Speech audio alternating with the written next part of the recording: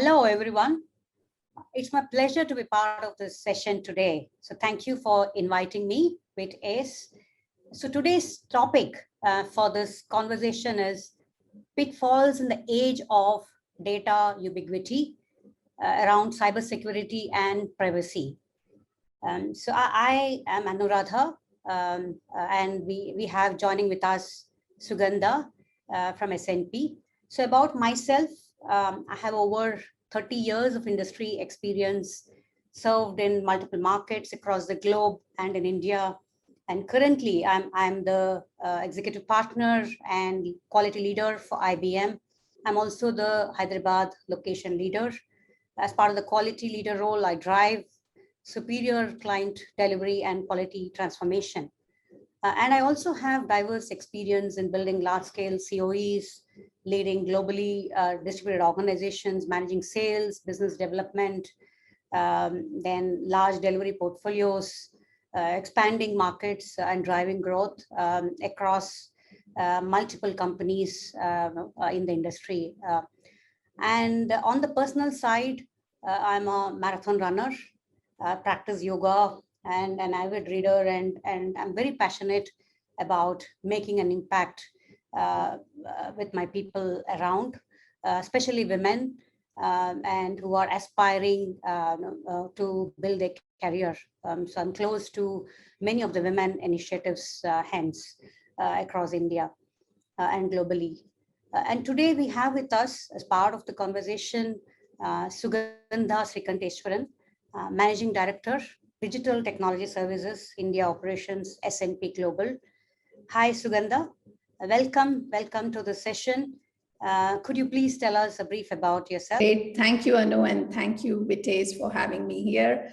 So I started my journey with SNP very recently. It's just been a couple of months, and I'm responsible here to deliver the CIO's technical roadmap, the technology roadmap, working with our business verticals, having and fostering the relevant skills in our India location, as well as, focusing a lot on technology innovations. Prior to this, I was with IBM for many years, and that journey, I had actually set up Center of Excellence for Red Hat, driving cloud transformation charter.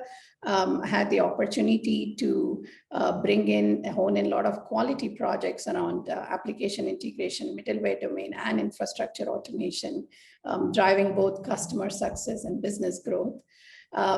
I'm a technology enthusiast, love incubation projects and turning them into product missions. I believe in paying it forward. I believe in giving back, and because my mentors and sponsors have been a great influence on me and playing a big role. So I believe a lot in paying it forward for growing the women workforce, as well as building talent in organizations. On a personal front, I love to travel, and I believe, just like many of us, this pandemic, we've been traveling within the house. I love music, reading books, and I love coaching my daughter's friends gang, either be it a book club, so coaching on the reading front, or maybe preparing them for Olympiads. So I love doing those coaching sessions with her and her friends, and which means I'm actually yielding to my 12-year-old queen at home a lot. So that's on my personal front, and happy to be here. That's nice to hear. I think that's one of the difference. We could spend a lot more time at home with our family. So that's the advantage of the pandemic in a way, right? The merits of it, which we've seen in the last 1 year. So good to hear about yourself, Sugandha. Happy to know about your journey. So on the topic for today, which is around data ubiquity and cybersecurity and data privacy. So as we know, there is a huge digital transformation happening across different industries and companies, both traditional and born digital. And transactions are being digitized, huge data being generated, analyzed, and then previously they were all discrete objects or people or activities. Now everything is being connected, right? In addition to this, we also have our own smartphones generating data, tablets, our own PCs, and also maybe our wristwatches, our Fitbits are also generating data every minute, right? And factories are putting sensors on the machines. So in a way, yes, data is getting generated everywhere, right? I mean, right from the day, from the morning, we ourselves generate a lot of data in the sense, I mean, posting on a Facebook or a LinkedIn, or buying something online, or logging our steps. So in that way, I mean, I mean, so much of data getting in, right? And it may happen tomorrow that the plant in my house is going to be instrumented, and it's going to actually tell me when it is dry or when it needs to be watered. And maybe it will also run the sprinkler automatically, right? And we don't even need to go there, right? And then maybe when we walk into a hospital or a airport, we are going to get self-identified through the chip in our body, maybe, right? And then we get in automatically, right? So in that way, yes, so much of mountains of data getting crunched, and algorithms getting applied, and so that we are able to get the customized experience. We are able to do an efficient supply chain management, make our life more comfortable, right? So that's the merit of having all of these.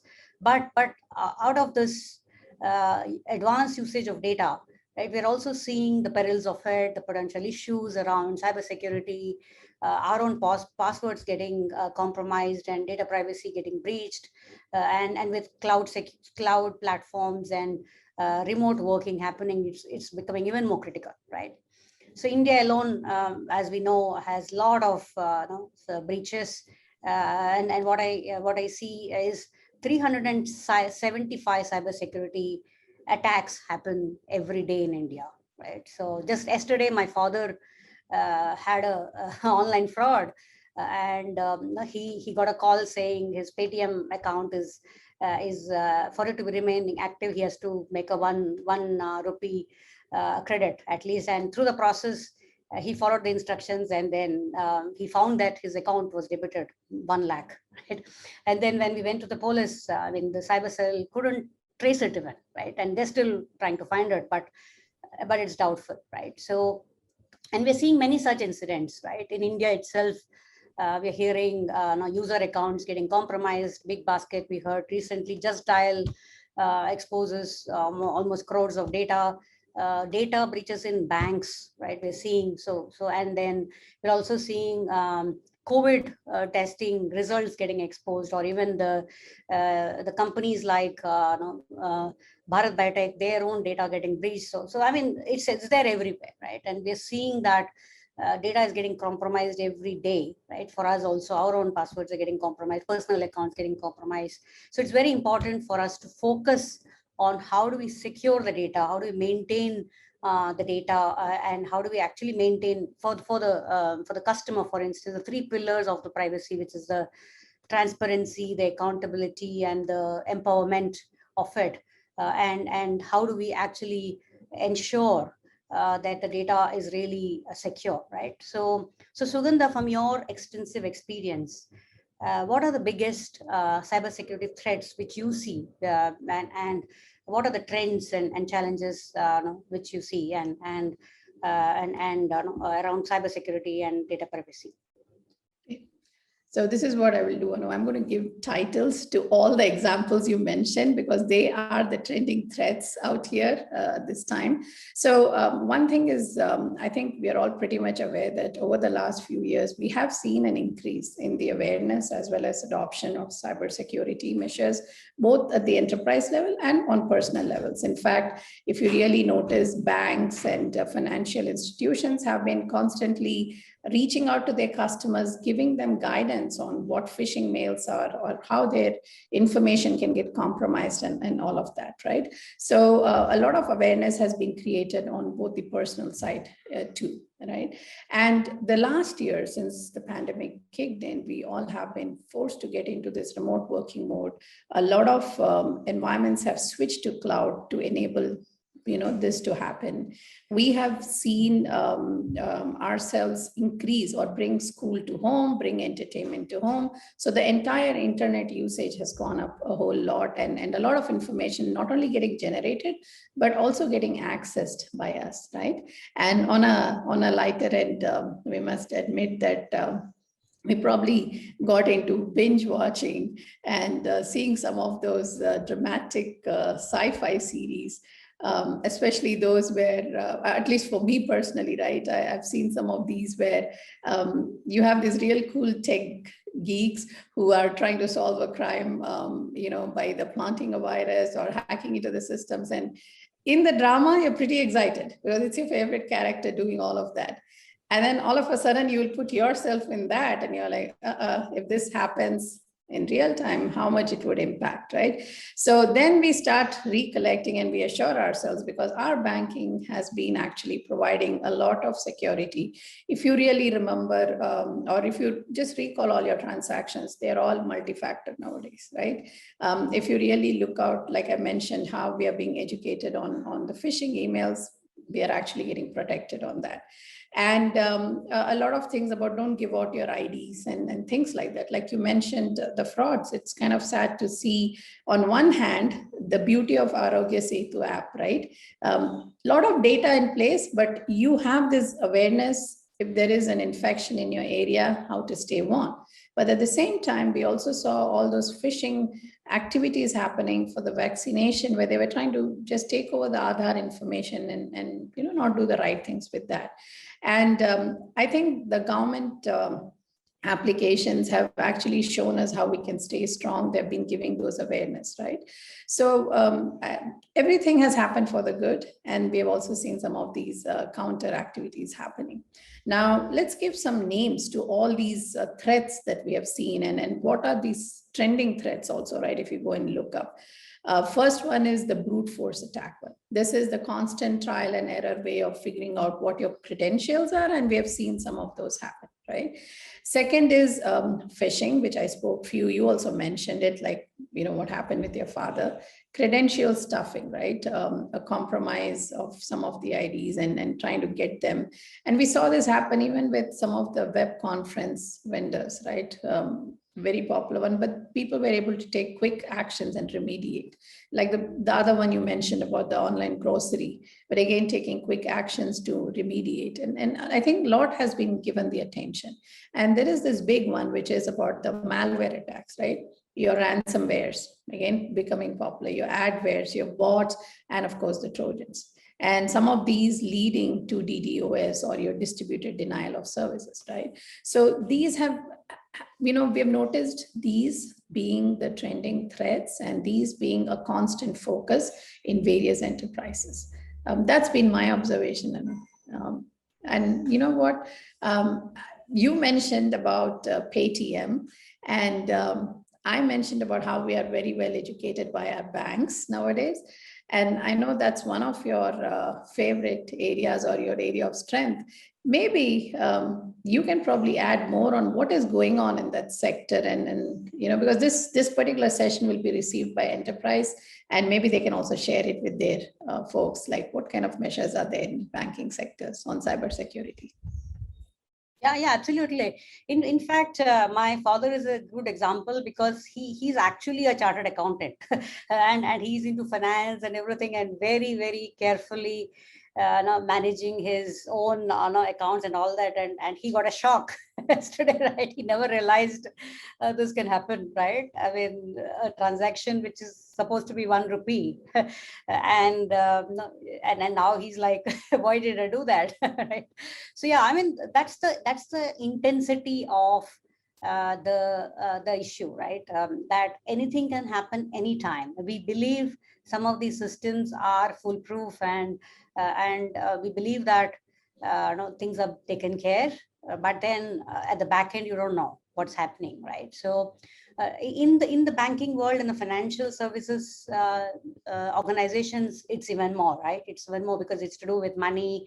It's really very serious, as we saw the Paytm example. So the emergence of even the fintech companies coming in and technology being used more and more, and becoming a very competitive landscape, and all the traditional banks are also going more towards digital, and we're also seeing a lot of banks going for even no, only digital only bank, right? It doesn't have a physical no bank, but it only has a digital bank, right, on the mobile, or everything is actually on the system you use, right? So that's the challenge which is there in the financial institution space, where you have to give a very good experience, because the clients are also wanting a better experience, right? They want it on the go, and they want a very enhanced experience, and anytime they want to make a transaction, no, it should happen, very personalized, and should happen quickly, right? So the expectations of the customer also has changed, but then the criticality of issues due to cybersecurity also have intensified, right? So as data breaches become more and more prevalent, the privacy concerns also intensifying, right, as we know, and the regulatory compliance also requirements have become more and more stringent, actually, right? But even then, the people are finding workarounds. Banks are investing a lot in actually around security. There is a lot of investment around having the right systems in place, encryption in place, and to ensure whatever is actually happening, how do they prevent, right? So I think you mentioned some of the areas. I think those are the areas where banks are also facing issues, right? Main thing is about how do you ensure the data is encrypted end to end. I think that is very important. How do you ensure the data which is being flowing, the customer is requesting for some data, and the bank is providing the data, so the whole channel, the end-to-end encryption part of it, so that even if somebody is tapping to the data, is finding it difficult to decrypt and then find it, and there will be some time available before it becomes serious, right? So that is one option which banks are looking at. You spoke about malware. Definitely, end users are using any devices, whether it's computers or cell phones, and they are actually doing the transactions, banking transactions through that. And the banks definitely have to look at how do they build in adequate security, so that they don't allow such devices to impact their network, right? So that is very important.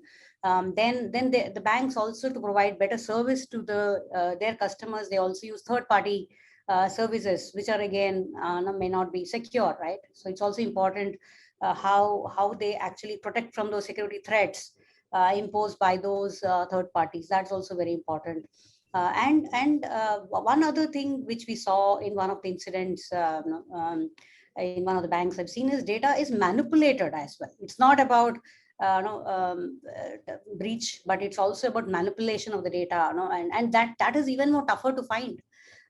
Because the data is there, and how do you know that the data is actually altered, right? And that's even more tougher. And bank again is trying to use technology to look at how do they detect such things. So maybe AI is one option, where they're looking at analytics getting applied, so that they could see some of these behavior patterns, and then they could detect such incidents. You spoke about spoofing. Yeah, spoofing is also the other thing, which is also very much in the banking or the financial institutes space. Definitely banks are looking at more and more usage of technology to ensure that they actually prevent authentication, end-to-end authentication. I mentioned biometric authentication is the other one. Address validation service, basically ensuring that the billing address is same, they check on it. And then there are other things which they're doing. And I also think it's also important for the developers to be actually looking at how do they implement the right security practices. How do they have the right tools for the end-to-end secure coding practices to be implemented, and address the vulnerabilities directly, and actually ensure that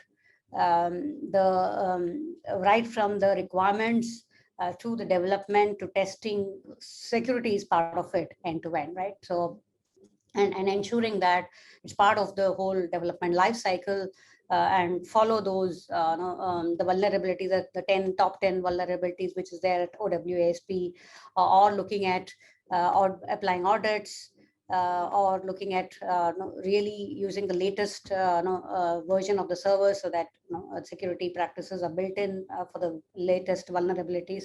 So yeah, I think there are a lot of things which they need to put in place. All of this part of their, I would say, DevOps cycle, end to end, so that security practices are built in right from the start of this life cycle to the end, right up to the operations part of it. And there's a constant scrutiny and audit happening, right? So that's what I would say is very critical for the success of many of these financial institutes, to avoid the data privacy or the cybersecurity incidents. And we're also seeing a lot of usage of cloud, right, in this in the current digital transformation era. And then with cloud coming in, it's becoming even more, right, with the risk of the right controls getting applied at the cloud, and also ensuring that the deployments are properly secured. So what do you think, Sugandha, are the right practices which need to be built in at an enterprise data and at the cloud security level? What are your views on it, Sugandha? Sure thing, right? So one thing we have been noticing, right, both from a common user angle or an enterprise employees or user angle, right, the awareness on data privacy as well as regulatory or cybersecurity guidelines have increased, right? I mentioned that. And the measures are being put in place. Now, the key thing is, if you look at the environment that we are working, like you said, the drive towards cloud, right? The drive towards remote working, the sudden increase in IoT devices. You spoke about a lot of data getting generated, right?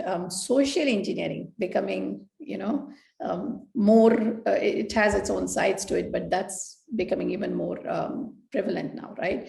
And what has all this done? This has actually driven the attention or drawn the attention more on few things. One is, what does data privacy really mean? How do we really react when data has to be handled in a geography across borders? What does data control mean? What does data processing mean? Who can have access to it, right? And then the whole thing we spoke about multi-factor authentication.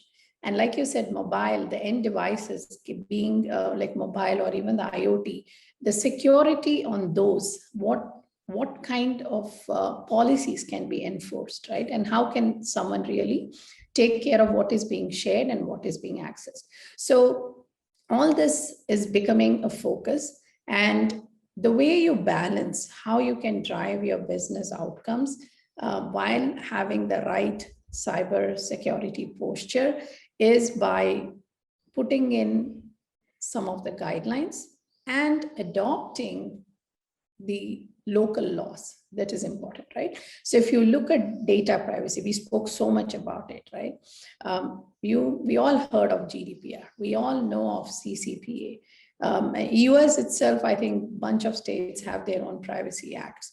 You look at New Zealand, it has its own privacy act. India, we have our PDP bill. And in fact, I think in the next 2 months, the Joint Committee will be meeting to revise it and add some more aspects to it, right? Singapore has its PDP act. We can go on. I think it's like probably more than 50, 60 privacy laws already, put in place. So any enterprise that's building a solution, or anyone who is trying to adopt cloud as a solution, or even, provide services, has to bear these in mind, because one is the receiver and one is the provider, or the consumer and the provider. Both have to be aware of these so that we know that we are doing the right thing for the end customer.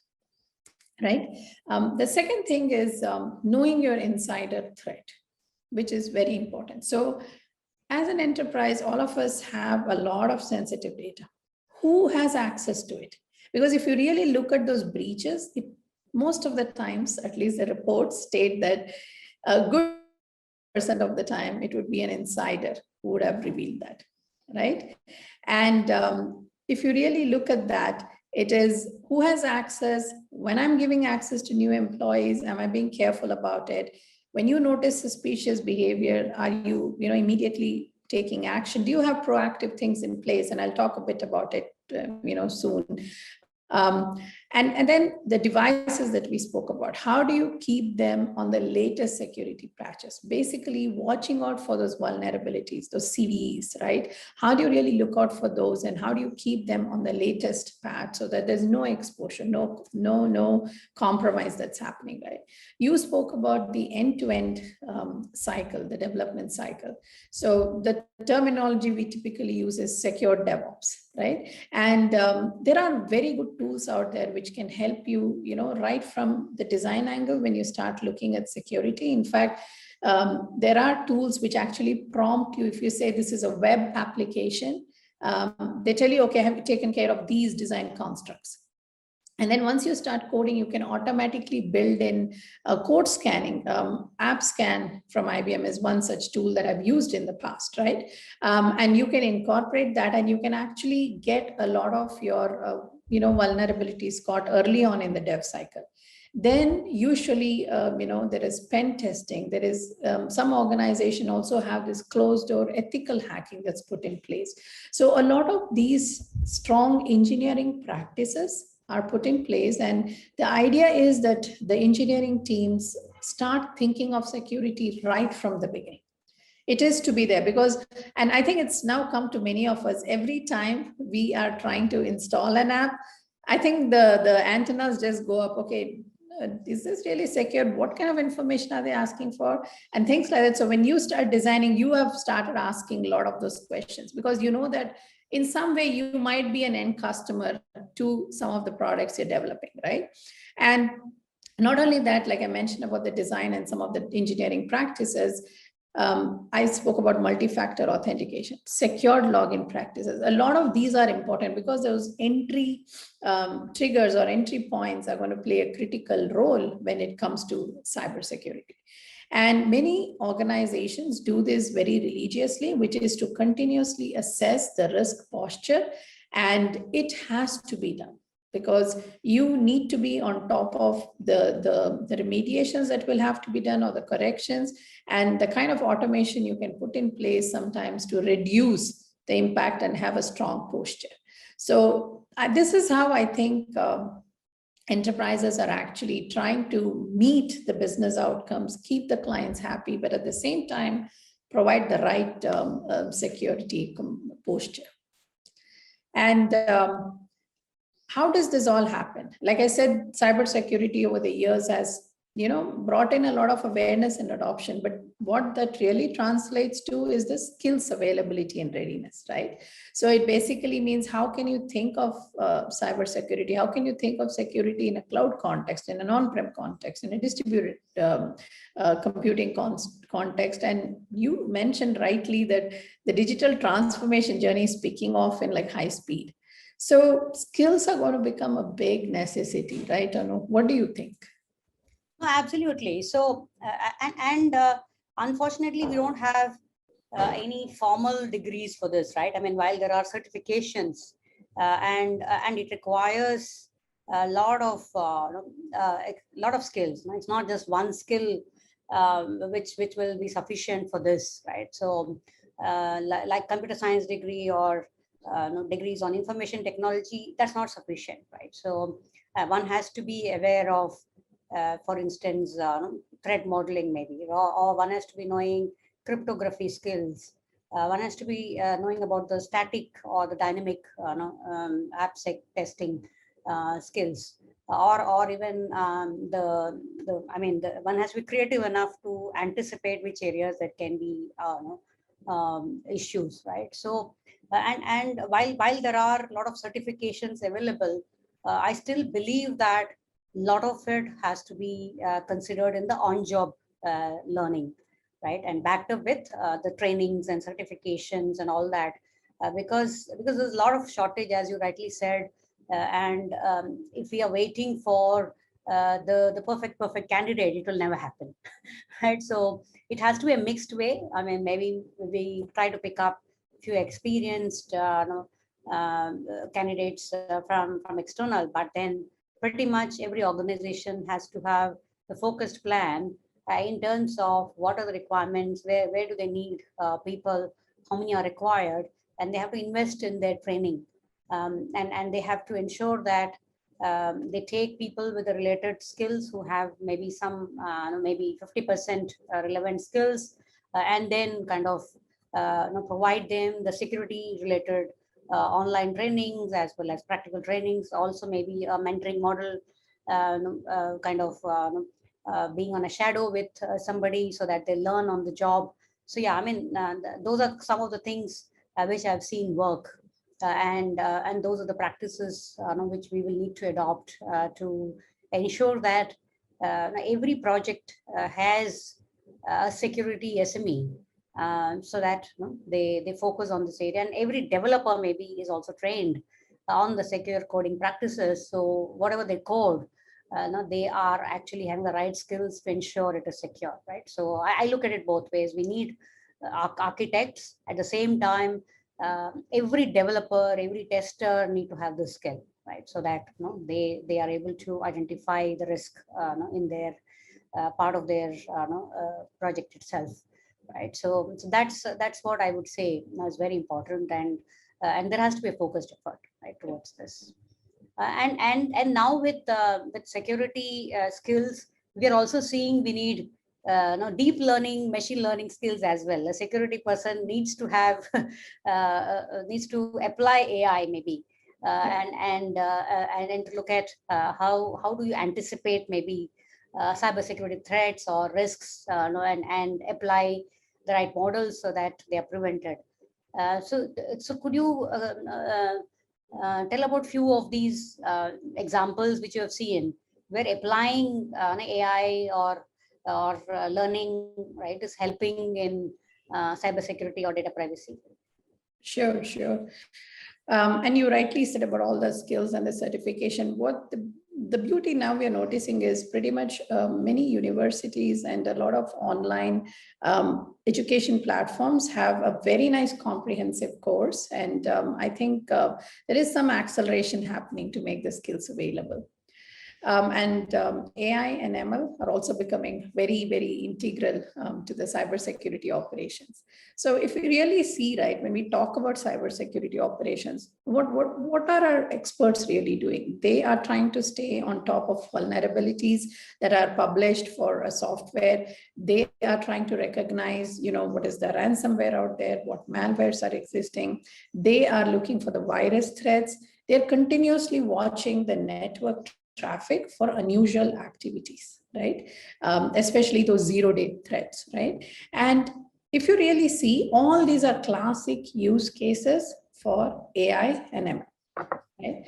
ML algorithms actually help analyze all these anomalies in the network traffic. They can help interrupt or at least detect some of these ransomware threats. They can remove some of the viruses as remediations automatically.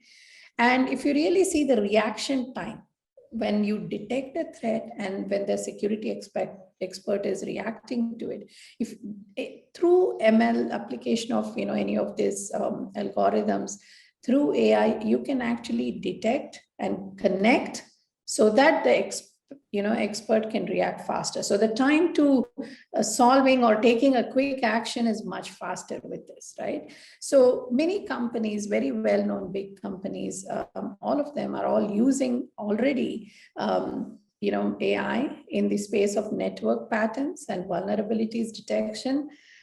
Few of them may have gone beyond on their cases. And there's another classic use case, which is with biometric logging.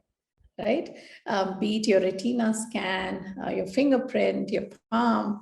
These are also examples of applying AI and bringing in a much stronger cyber security posture.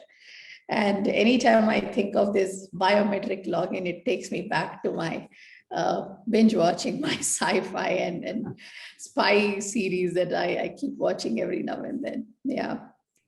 Very nice, very nice. I think very nice use cases, very relevant, and definitely these will help us detect some of these incidents early, right? So that's very good. So finally, would you like to summarize? I mean, what are the key takeaways you think people should remember from the session? And what would be your key guidance and advice for the teams? So first of all, before I summarize, I must say that I really had a great time talking to you and learning from you, based on your experiences. And I'm sure the audience would agree. This is a key topic and something that must be definitely given a lot of focus.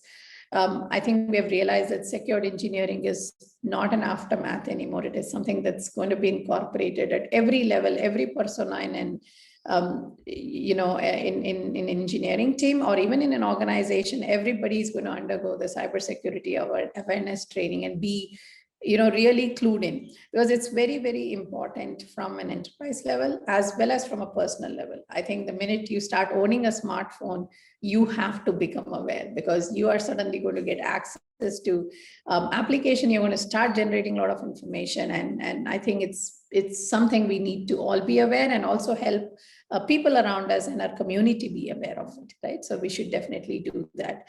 And what I'm also liking is every enterprise has been taking a lot of measures to actually train their employees, be it in the business sector, be it in marketing, be it in sales, be it in engineering, based on the persona. They have created content and, to at least bring the initial awareness and then allowing them to get into deep awareness. So I think those are some key activities that are happening, and the certification courses you mentioned will help, grow the skills in the industry. So I think what I would say is take care, stay safe, don't take off your guard. Not only applies to COVID-19, but is a big one with cybersecurity as well. So again, I want to thank WiT-ACE for the opportunity, and Anu, really a pleasure, being with you in this conversation. Thank you. Thank you very much. Very nicely summarized. Definitely, I would say culture of security should be built in, right? That's the key message I would say to live with, ensuring that you are thinking of security right from the beginning, right? As Sugandha said, having DevSecOps as a practice throughout will really help, right, to address some of these incidents. So that's a very good summary, Sugandha. And thank you very much. It was a pleasure being with you and learning from you too. And it was very nice talking to you and a learning experience overall. So thank you, WiT-ACE. And thank you very much, team, for joining in. And I hope you enjoy this. And again, stay safe, stay healthy, and also, yes, focus on your fitness. Thank you.